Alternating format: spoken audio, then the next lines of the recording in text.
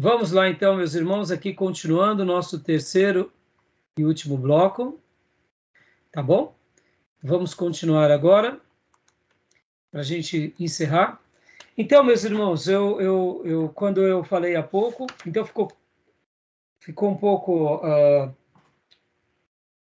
claro qual era o estratagema, a estratégia em conhecer a teologia e ter aqueles deuses também no seu acervo, que você conhece a teologia, você conhece os pontos fracos, mas ao mesmo tempo você conhece o ponto forte. Por quê? Porque agora você também presta culto a eles. Ou seja, se aquele Deus abençoou aquela nação, se eu agora o adoro também dentro do meu panteão, eu posso também, de uma forma direta ou indireta, agradá-lo. Logo, a gente será abençoado por esses deuses, né? Uma outra frase que eu gostaria, eu fiz aqui, diante dessa frase, né, que acabamos de ler há pouco, no módulo anterior, que esse é o nosso terceiro e último bloco, os atenienses são os maiores colecionadores de deuses do mundo. Já saqueamos as teologias de muitos povos das vizinhanças, apoderando-nos de toda a divindade que possamos transportar para a nossa cidade, por terra ou por mar. Eu fiz aqui algumas perguntas, né, que eu registrei. Será que essa ideia da guerra dos deuses também nos acompanha hoje? O que vocês acham? Será que hoje nações poderosas guerreiam em nome de Deus? Ou será que é somente os muçulmanos que fazem isso? Tem diferença, eu diria, do Velho Testamento, ou dos atenienses, ou de uma nova forma, com uma nova roupagem, há uma semelhança em nossos dias? O que vocês acham? Eu acho que é o seguinte, nesse período, nesse contexto, era de fato voltado uma questão religiosa dos gregos. Atenas, na verdade, não era um país, era uma cidade-estado, né? Não era a Grécia não era hoje todas as cidades. Atenas era a cidade-estado, como fosse um país. Hoje eu vejo de outra forma, hoje que usa Deus como uma questão política de poder, questão econômica. Entendeu? Mas então, por isso que eu falei, é uma nova roupagem. Mas usa Sim. Deus ou não usa Deus? Usa o nome de Deus, um Deus lá, ou sei lá, né, para poder dar um pretexto, né? E geralmente os poderosos usam a religião. As pessoas mais simples e ignorantes, vai pegar o Paquistão, aqueles que estão no poder, vai usar a religião para os seus objetivos de poder. E países de primeiro mundo, como os Estados Unidos, por exemplo, usa também a religião e usa Deus e a pessoa de Deus também nas suas batalhas, nos seus pleitos, ou não? O que vocês acham? Até usa, né, de uma forma diferente. Sim, mas usa, não usa? Usa de uma forma diferente, de uma forma mais... Velada. Exatamente. Mais indiscreta, mais polida, mais educada. Mas usa ou não? Sim, usa. Sim, sutil, de uma forma sutil. Mas olha, quer ver um episódio que vocês vão lembrar bem, que não foi sutil, foi bem declarado. Aí nessas horas a gente vê que essa sutileza que permeia o dia a dia americano ou europeu, que vocês têm que lembrar também que, por exemplo, a Inglaterra, quando ela praticamente escravizava a Índia, e a Inglaterra inglesa passou uma vergonha imensa diante de Gandhi, que era um hindu, sim. Enquanto ele estava ali ensanguentado, porque ele fazia as suas passeatas de libertação pacíficas, e os soldados ingleses ali violentando tanto Gandhi quanto os outros apoiadores a ele, Gandhi dizia, segundo, né, muitos historiadores, né, frases como vocês cristãos estão vendo em mim o sangue pelo qual nunca, por exemplo, deveria existir. Porque vocês dizem serem mensageiros da paz, mas olha a agressividade de vocês. Eu estou fazendo aqui um comício, uma defesa pacífica, mas vocês vêm com agressão. Sim. E vocês que dizem ser cristãos, defensores e proclamadores do amor, me tratam com rigor, com lei, com ódio, com violência. Sim. Então, Gandhi, durante vários momentos da sua vida, eu diria, ele pôs a Inglaterra de joelhos, porque não estou querendo dizer, irmãos, me entendam aqui, eu sei que é uma questão política, religiosa, mas é nessas horas que a gente vê o perigo que nós temos de nos tornarmos cristãos apenas nominais. Porque, em certa ocasião, perguntaram também para Gandhi, o que você acha de Cristo e do cristianismo? Ele falou, Cristo é fantástico. Não há ninguém, não houve ninguém como Cristo. Mas o problema não está em Cristo, o problema está no cristianismo e entre o cristianismo está nos cristãos. Porque eles não seguem, de fato, o que eles deveriam seguir. Então, assim, irmãos, ouvir isso de um hindu e depois querer pregar o evangelho para ele, desculpe, irmãos, vocês entendem quando eu estou aqui trabalhando, deixando o coração de vocês inflamado com a obra da evangelização e das missões, mas ao mesmo tempo pontuando cada um de vocês, dizendo, irmãos, a gente precisa ser crente de verdade, porque essas são verdades que a gente não pode desassociar.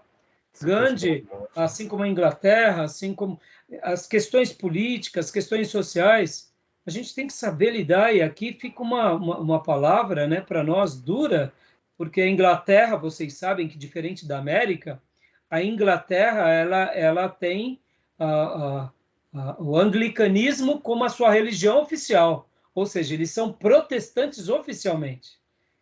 E a partir dali que se estabelece o reino, se estabelece a democracia, se estabelece todo o sistema de governo e as leis.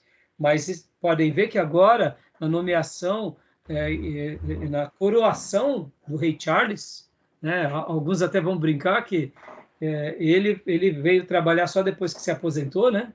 Que a vida toda dele ele nunca trabalhou só agora, depois dos, sei lá qual a idade. Acho que ali todos, né? A maioria, todos, né?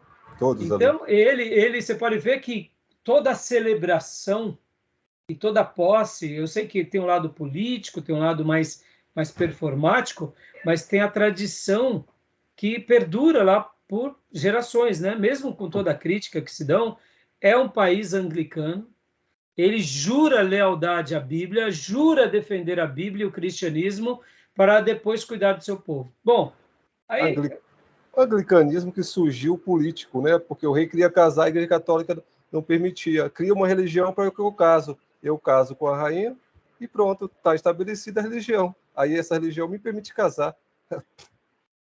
E a gente sabe também, né, Júnior, que mesmo na Reforma Protestante, muitos se aderiram ao protestantismo por uma questão política. Isso é fato, porque assim como a Inglaterra. Mas indiferente disso, irmãos, agora, vamos pegar aqui uma declaração que não foi velada e que foi pública, que vocês vão recordar bem, depois das quedas das Torres Gêmeas. George W. Bush, quando ele faz aquela declaração de guerra, ele diz com boca cheia que Deus proteja a América. Metodista, Bush. Indiferente, né, de qualquer coisa, eu sei que ali era uma declaração de um presidente, mas percebam, irmãos, são guerras em nome de Deus também ou não? Sim, claro. Agora eu pergunto para vocês, ir atrás dos terroristas que derrubaram as Torres Gêmeas, joia, eu acho que deveria mesmo. Pastor, o senhor está defendendo Bush nesse sentido? Se fosse no Brasil, eu defenderia. Mesmo lá, eu defendo. Agora, o que os Estados Unidos fez ao Iraque, me desculpe. Vocês entendem, irmãos? É guerras de deuses. Você usa Deus de uma forma política, mas continua usando. Hoje, será que dentro das nossas repúblicas, seja na Inglaterra, seja na América ou no Brasil, os protestantes, os neopentecostais, não fazem também os seus pleitos em nome de Deus? Oh, Perceba, irmão, a história se repete. Bancada evangélica. Bancada evangélica, bancada da Universal. Eles não estão dentro do propósito das demais igrejas, deles. Então percebam, irmãos, por isso que eu faço tantas críticas, né? A bancada da bala também, né?